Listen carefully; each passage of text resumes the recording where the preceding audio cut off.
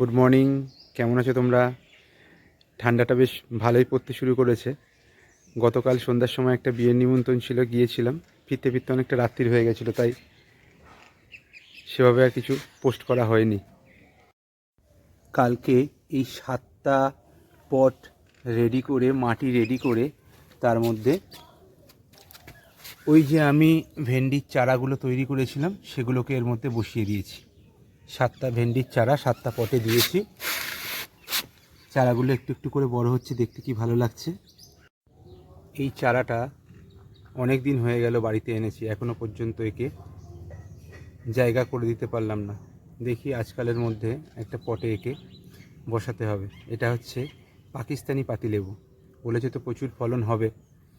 বাড়িতে একটা পাতিলেবু গাছ থাকলে কি অনেক কাজে দেবে, কারণ অনেক ক্ষেত্রে আমাদের পাতিলেবুর দরকার খুব পড়ে। এই যে টমেটো গাছগুলো, এই টমেটো গাছগুলোর কাছে এলেই একটা টমেটো পাতার গন্ধ কি সুন্দর লাগছে। বেশ সুন্দর একটা গন্ধ বেরোচ্ছে, ভালো লাগছে বেশ।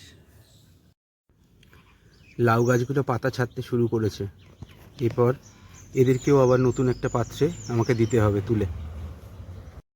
এই ছোট্ট একটা বীজ থেকে চারা বের হওয়া, তারপর সেটা আস্তে আস্তে বড় হওয়া, এটা দেখতে এখন খুব ভালো লাগছে। বাজার থেকে তো আমরা সহজেই চারা কিনে আনি, কিন্তু বীজ থেকে চারা বের হওয়ার মধ্যে একটা আলাদাই আনন্দ।